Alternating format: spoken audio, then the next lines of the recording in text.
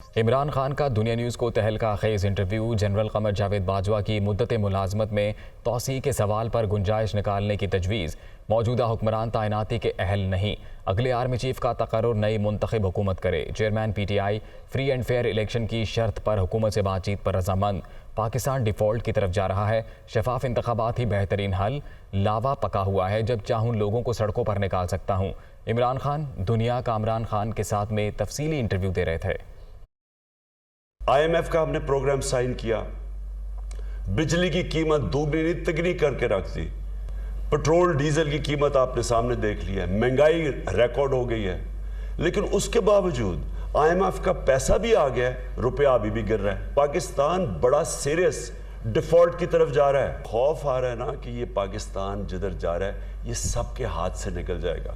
एक ही तरीका है कि अगर ये इलेक्शन करवाएं, हमारे पास बिल्कुल ये ऑप्शन है, हमारी गवर्नमेंट्स है, हम गवर्नमेंट से सारे इस्तीफे दे सकते हैं और ये भी हम आपस में कंसिडर कर रहे हैं कि हम ये इससे ये हम कब कर सकते हैं, जब चाहूँ कौम को सड़कों पर निकाल सकता हूँ, क्योंकि लावा तो पका हुआ है। इनको खौफ है, खौफ ये है कि जब भी इलेक्शन होगा इन्होंने हार जाना है। 2-3 हमारे पास आइडियाज़ हैं, आइन के अंदर रह के करेंगे।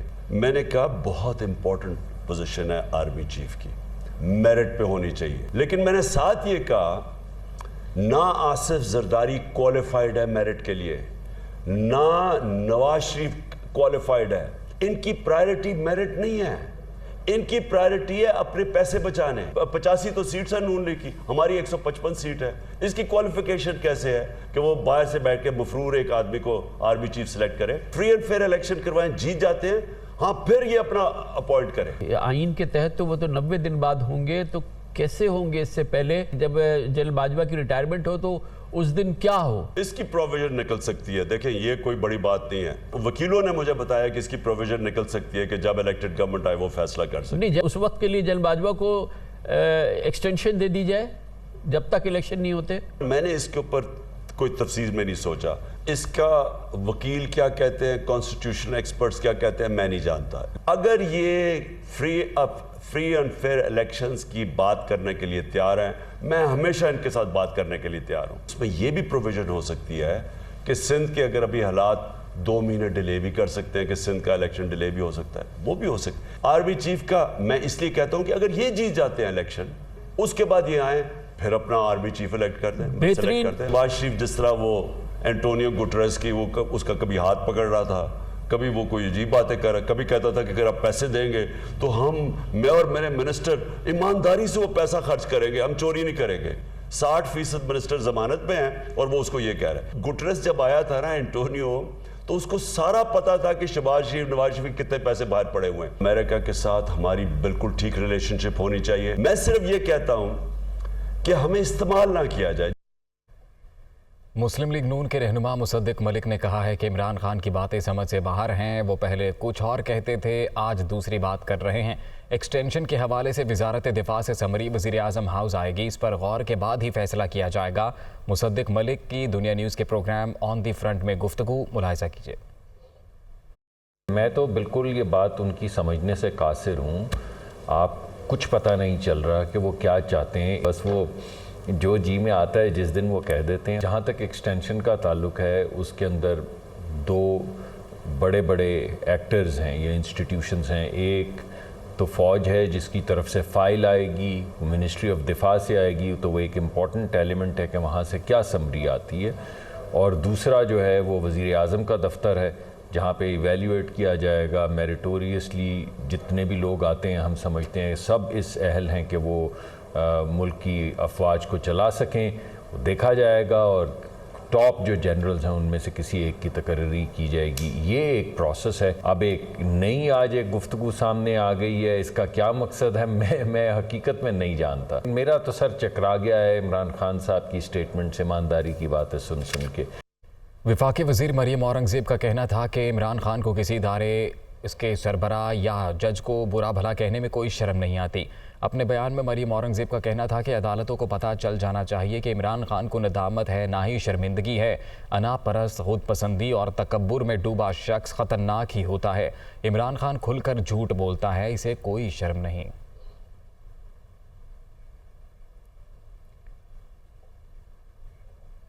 नून लीग की रहनुमा शाहिद खाकान अब्बासी का कहना है कि 4 साल की गलत पॉलिसियों का नतीजा आज भुगत रहे हैं। साबिक हुक्मरानों की गफलत का अजाला सिर्फ 4 माह में नहीं हो सकता।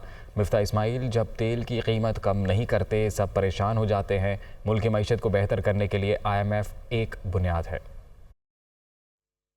खास तौर पे जो वो कीमतें पेट्रोल की कम नहीं करते, इस पे सारे आप भी परेशान होते हैं, मैं भी परेशान होता हूँ, और वो उसकी जिम्मेदारी कबूल कर लेते हैं। हालांकि उनका पेट्रोल और बिजली की कीमत बढ़ने से कोई ताल्लुक नहीं है, लेकिन फिर भी जिम्मेदारी उनकी है। 4 साल की गफलत जो है वो 4 महीने में दूर नहीं होती। तो आज जो हम भुगत रहे हैं, इमरान खान साहब जो आज तकरीरें फरमाते हैं, ये सब इस शख्स की गलत हिकमत अमली और गफलत और करप्शन का नतीजा है। इंशाल्लाह ये हालात दुरुस्त होंगे, ये एक दिन में दुरुस्त नहीं होते। बहुत से मुश्किल फैसले हुकूमत ने किए हैं जो अगर आज से 4 साल पहले होते तो आज ये कैफियत मुल्क की ना होती।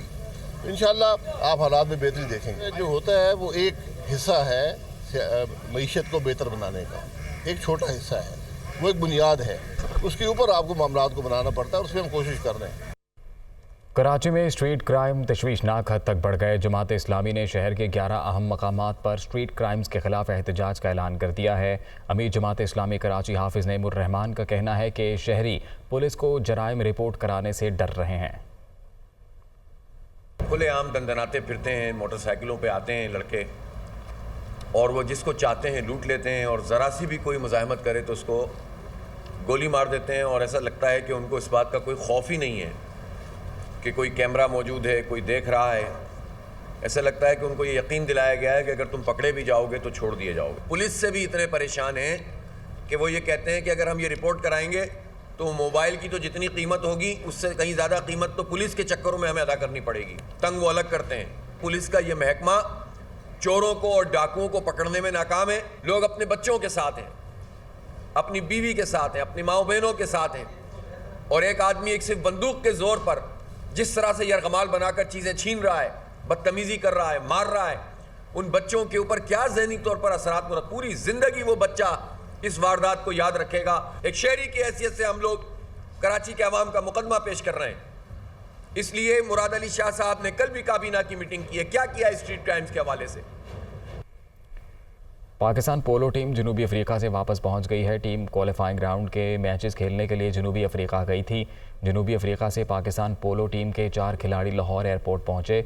पोलो टीम ने रिवायती हरीफ भारत को 2 मैच हराकर वर्ल्ड कप के लिए क्वालिफाई किया। पोलो वर्ल्ड कप अक्टूबर के आखिरी हफ्ते में अमेरिका में है।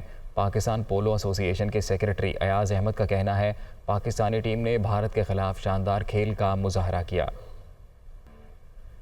बलोचिस्तान में सैलाब और बारिशों से मुख्तलिफ वाक़यात में मज़ीद 8 अफराद जाँ बहक और 6 ज़ख्मी हो गए। झलमक्सी में मज़ीद 8 अफराद के जाँ बहक होने के बाद अमवात की तादाद 278 हो गई, जिनमें 132 मर्द, 63 ख़वातीन और 83 बच्चे शामिल हैं। बारिशों से 172 ज़ख्मी भी हुए। इस दौरान 18,410 मकानात तबाह और 45,975 मकानों को जुज़वी नुकसान पहुँचा। सैलाबी सूरत हाल से 22 पुलों और 1,500 किलोमीटर सड़कों को भी नुकसान पहुँचा है। 2,70,744 मवेशी बारिशों से हलाक हुए हैं, जबकि 2,0936 एकड़ से ज़ायद ज़राई ज़मीनों पर खड़ी फसलें तबाह हुईं। सेहवन शरीफ में वज़ीर आला सिंध सैयद मुराद अली शाह ने कश्ती में बैठकर सैलाबज़दा इलाकों का दौरा किया और लोगों की शिकायत भी सुनी। दुनिया न्यूज़ से गुफ्तगू में वज़ीर आला सिंध का कहना था वसाइल की कमी के बावजूद मुतासरीन की बहाली के लिए काम कर रहे हैं। राशन, अद्वियात और मच्छरदानियाँ भी फराहम की जा रही हैं। बहुत बड़ी आजमाइश है।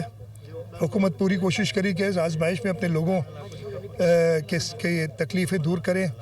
हम मुस्तहकम होकर लोगों के साथ खड़े हैं। हमारे सब इलेक्टेड रिप्रेजेंटेटिव्स हैं, वो लोगों के साथ हैं, लोगों के बीच में मैं जहाँ जाता हूँ मुझे मिलते हैं। हाँ, ज़रूर जो रिसोर्सेज हैं उनका फुकदान है, और हम कोशिश कर रहे हैं कि हम यहाँ से पूरे पाकिस्तान से, जैसे मैंने टेंट्स का बता चुका हूँ, हर जगह से हमने मंगाए हैं, लेकिन जितने अवेलेबल हैं सब हमने ले लिए। राशन, मॉस्किटो नेट्स और पानी, पीने का पानी, इस पे मैंने ख़ास तवज्जो दी हुई है। मैं रोज़ाना मीटिंग भी करता हूँ ताकि इसको फॉलो करूँ। जो भी अवेलेबिलिटी हम पूरी करके कोशिश कर रहे हैं, और लोगों की तकलीफ़ का मुझे पूरा एहसास है। लोग इधर मेरे गाँव में भी आपने देखा लोगों ने शिकायत की और जायज़ की, उनको हालत आपने देखी जो तकलीफ़ है। सूबाई वज़ीर इत्तलात सिंध शर्जील मेमन ने कहा है कि इस सैलाब के बाद बीमारियों से निपटना बड़ा चैलेंज है। मोबाइल टीमें मुतासरीन के इलाज मुआलजे में मसरूफ़ हैं। सिंध काबीना ने गंदम की इमदादी कीमत 4000 रुपये मन मुकर्रर करने की मंजूरी दी थी। मोबाइल क्लिनिक्स ऑलरेडी चल रही हैं।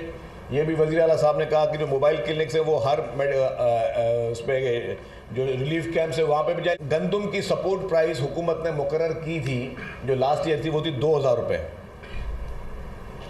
कल सिंध काबीना ने फैसला किया कि गंदम की सपोर्ट प्राइस कर दी गई है 4000 रुपये। वज़ीर आज़म शहबाज शरीफ की हिदायत पर नेशनल फ्लड डैशबोर्ड का इजरा कर दिया गया है। वफाकी वज़ीर एहसन इकबाल ने कहा है कि पोर्टल से शहरियों को इमदादी कार्रवाइयों से मुतल्लिक रहनुमाई हासिल होगी। पानी उतरने तक हतमी नुकसान का जायज़ा मुमकिन नहीं।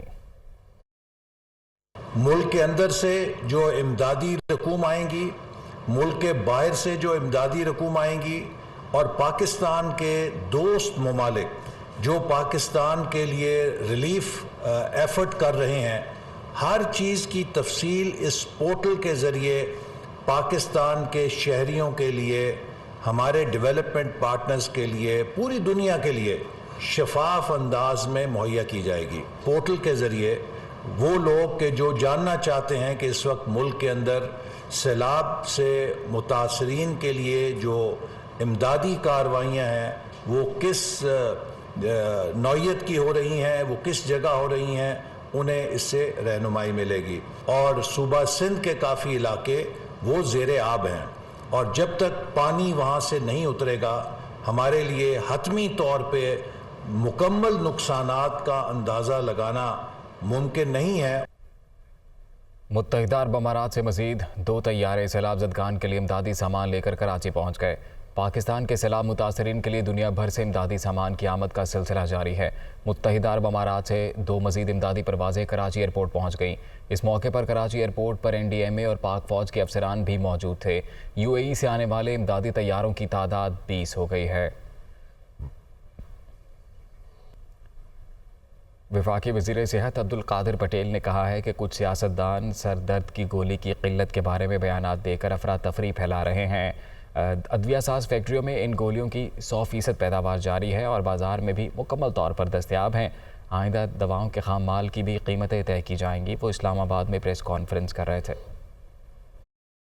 इस तरह के बयानात देते हैं कि जी फलां चीज़ कम हो रही है तो लोग जिसको 2 गोलियां चाहिए वो 20 गोली खरीद के घर पे रख लेता है। तो ये आप उल्टा ज़ख़ीरा अंदोज़ों की मदद कर रहे होते हैं और लोगों की पहुंच से उस चीज़ को बाहर ले जा रहे होते हैं। पैरासीटामोल ये आपके सामने मौजूद है, कोई 50 से ज़्यादा अक़साम में वाफिर मिक़दार में मौजूद है मार्केट में, कहीं इसकी कोई कमी नहीं। कोई एक आध ब्रांड अंडर स्ट्रेस आता है लेकिन हम अपने तमाम जो हमारे वसाइल हैं उसको बरोकार लाए हुए प्रोडक्शन बराबर जारी है। जिस ब्रांड की बात की जा रही है उसकी प्रोडक्शन को भी 100% हमारे लोग ऑन ग्राउंड खड़े होकर यकीनी बना रहे हैं। वज़ीर आला पंजाब चौधरी परवेज़ इलाही ने हेल्थ कार्ड प्रोग्राम में सर्जरी की जदीद टेक्नोलॉजी साइबर नाइफ शामिल करने की मंजूरी दे दी है। वज़ीर आला पंजाब चौधरी परवेज़ इलाही की ज़ेर सदारत ऐवान वज़ीर आला में आला सतह इजलास हुआ। इस मौके पर वज़ीर आला चौधरी परवेज़ इलाही ने हेल्थ कार्ड के ज़रिए इलाज कराने वाले मरीज़ों के लिए पैनल में मज़ीद अस्पताल शामिल करने की असूली मंजूरी दी। चौधरी परवेज़ इलाही का कहना था कि हेल्थ कार्ड के ज़रिए मज़ीद अमराज के इलाज की सहूलत भी देंगे। इजलास में डॉक्टर यास्मीन राशिद ने बताया कि पंजाब में 20 लाख अफराद हेल्थ कार्ड के ज़रिए इलाज करा चुके हैं। रहनुमा मुस्लिम लीग नून तलाल चौधरी ने कहा है कि इलेक्शन ज़रूर होंगे लेकिन इससे पहले चेयरमैन PTI का हिसाब होगा। इंतखाबात के लिए लेवल प्लेइंग फील्ड ज़रूरी है। ज़िमनी इंतखाब इमरान खान ने खुद मुलतवी कराए। तहरीक इंसाफ का MNA पार्टी चेयरमैन की हिदायत पर अदालत गया था। बिल्कुल होगा, क्यों नहीं होगा, मगर इलेक्शन इंतखाब से पहले हिसाब होगा। वो नकली सर्टिफिकेट जो आप सादिक अमीन का लिए बैठे हैं वो आपका उसका हिसाब होगा। ये मुमकिन नहीं है कि पाकिस्तान में लेवल प्लेइंग फील्ड ना हो। लेवल प्लेइंग फील्ड के बगैर इलेक्शन किसी फायदा नहीं होगा। तुम्हारा तो तन मन धन सारा ही काला है। इसीलिए तुम्हें जल्दी है इंतखाब की, इसीलिए तुम चाहते हो हिसाब ना हो, इसीलिए तुम चाहते हो कि मैं बच के निकल जाऊं किसी तरह। बाकी रही ज़िमनी इलेक्शंस की बात, हम आज भी तैयार हैं, मगर तुमने जानबूझ के करवाए हैं। तुम्हारा नुमाइंदा इस्लामाबाद हाई कोर्ट गया, तुम्हारा एमएनए था वो, तुम ड्रामेबाजी करते हो उसको शोकाज देकर। नून लीगी रहनुमा अमीर मकाम ने कहा है कि यह वक्त सियासत का नहीं है, सैलाब ज़दगान की मदद का है। मुल्क में सैलाब से तबाही फैली हुई है, इसके बावजूद इमरान खान जलसे करने में मसरूफ़ हैं। उन्हें चाहिए था कि सियासी सरगर्मियाँ तर्क करके सैलाब ज़दगान की इमदाद करते। क्या जहन है और क्या मेंटलिटी है उसकी, बस सिर्फ वही एक चीज़ है कि मैं वज़ीर आज़म हूँ, अगर मुल्क न रहे तो आप क्या वज़ीर आज़म बनेंगे।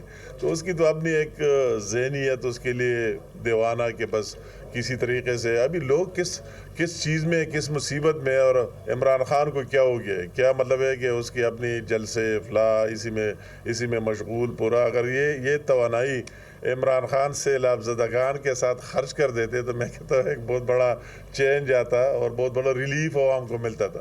ये नाच गानों और डांसों के अलावा कि हर जगह वही मेला लगाए हुए है, ये अगर सैलाब ज़दगान को, तो मैंने तो किसी जगह उसके किसी बंदे को वही देखा नहीं, इमरान खान को भी नहीं देखा, उसके लोगों को भी नहीं देखा कि वही सैलाब ज़दगान के साथ खड़े हो। सियासत का वक्त जाने का नहीं है, वो तो चलता रहेगा। तो उसको चाहिए था कि इन हालात में कि इतनी बहुत बड़ी तबाही है मुल्क में, तो उसको अपनी सारी मसरूफियात सियासी मुअत्तल करके सैलाब ज़दगान का साथ देना चाहिए।